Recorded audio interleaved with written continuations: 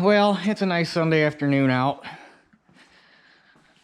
In hindsight, I probably should have got a fertilizer spreader this weekend so I could have got the wheat top dressed, but it's still early yet. We got time. I don't think it's quite broken dormancy yet. It's still looking, it's not yellowish, but yeah, it's kind of yellowish. I don't think it's broken dormancy yet, but need to get her a shot of fertilizer here at some point, probably within the next week or so.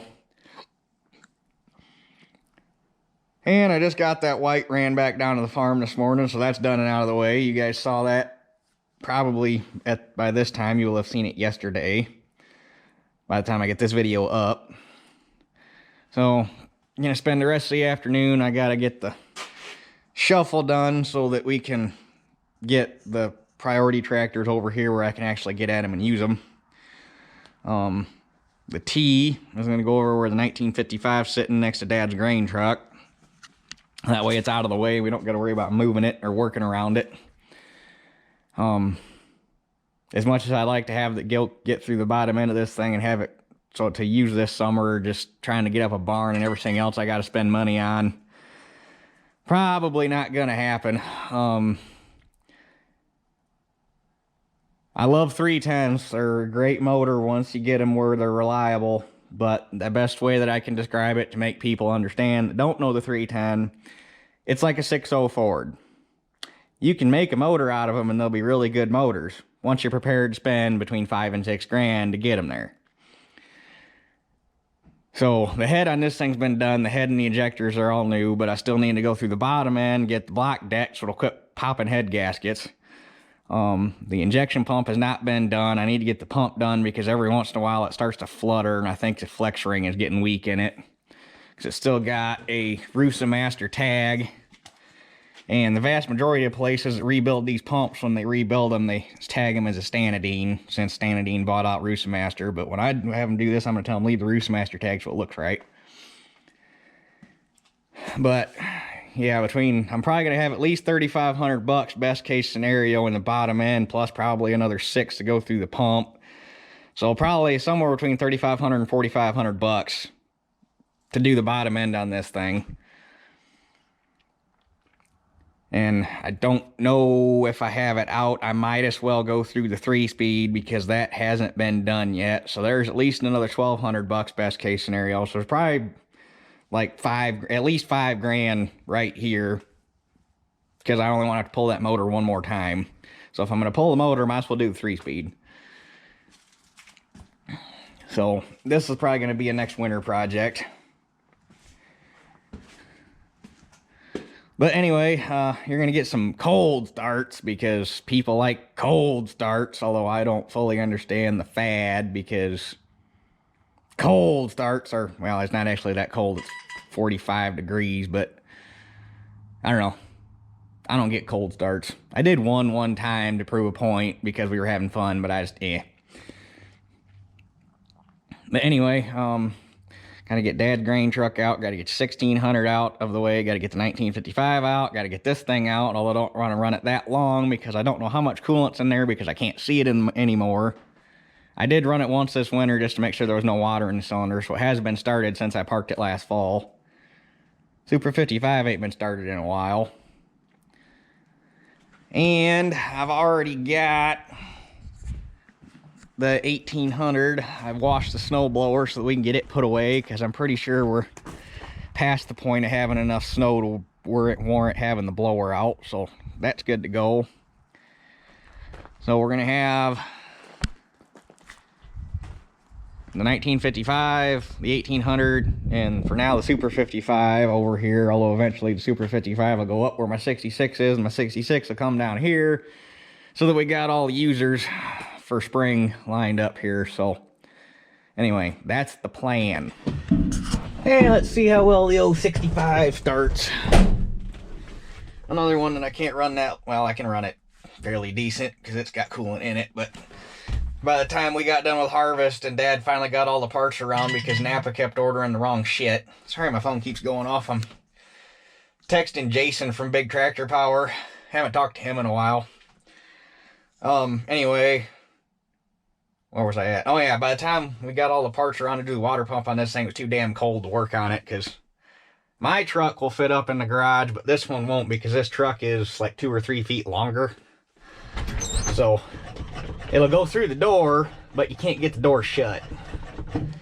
In my truck, you gotta drive it in as far as it'll go, shut the door, and then back it up against the door because the box is tall enough that when the door's making the curve at the top, it'll smack the box. Hopefully the battery's good. Ooh. Come on, baby.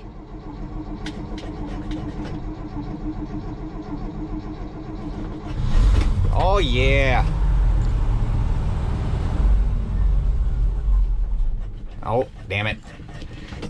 A little too overconfident on taking the choke off.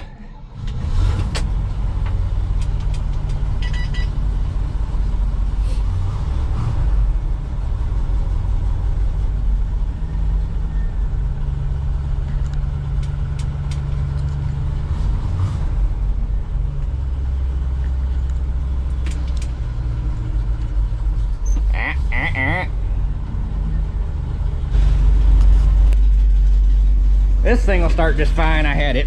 Ow. Nope, he's going. I had this thing running the other day, so it's going to start just fine. And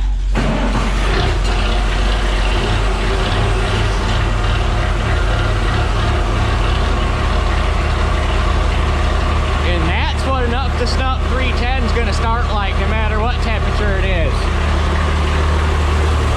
Because they're just damn good motors once you build them.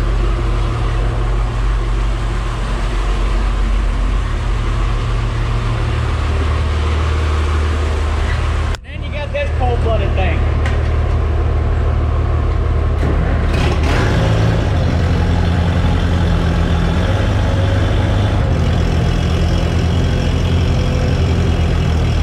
She'll start, but she likes her choke for a while.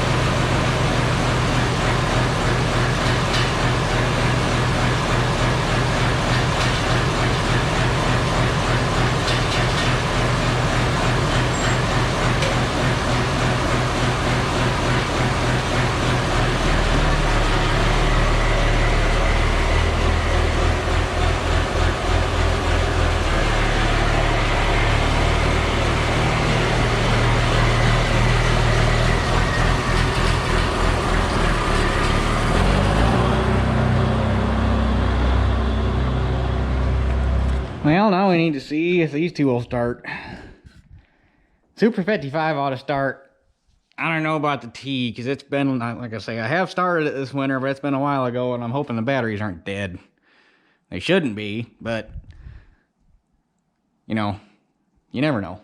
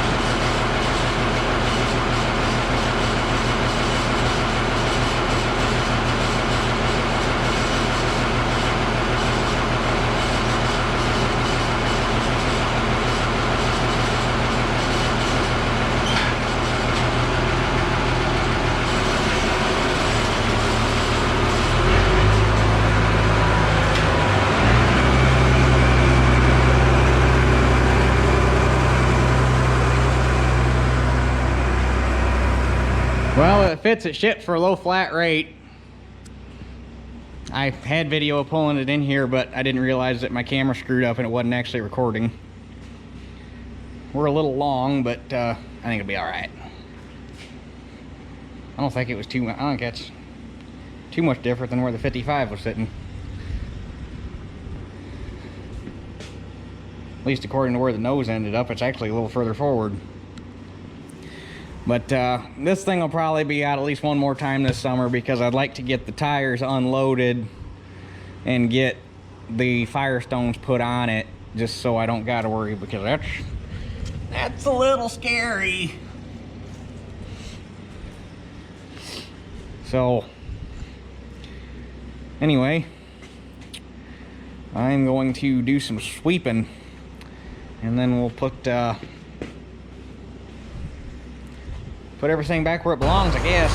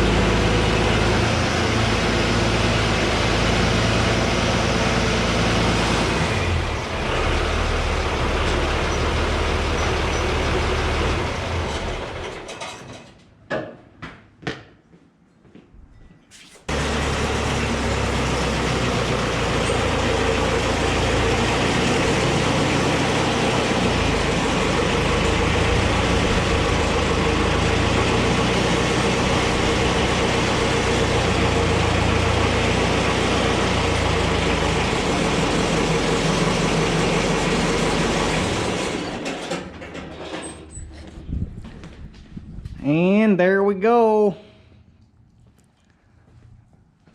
I did a little bit of shuffling with the mowers and the Mini and get everything scooched over that way, because the way it sat, the 19 wasn't gonna fit in here because this thing's too damn wide. I wish it would fit down 30s, but with the fender tanks on there, she ain't gonna happen. But everything ought to be good to go for spring.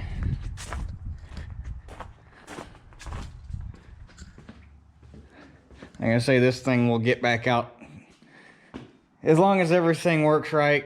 Get the place I do all my tire stuff with, get them over here. Pump the rear tires down, probably just have them go ahead and dismount them because they'll be here, and then we'll mount the Firestones on here from the duals that I used to run on the 55. That way we ain't got to worry about the tires blowing out just sitting here in the barn, because they're getting kind of sketchy.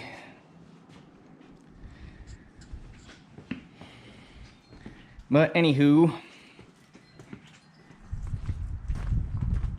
it's pretty much all we need to show with this one. All I got left to do is go up and put the blower in the barn,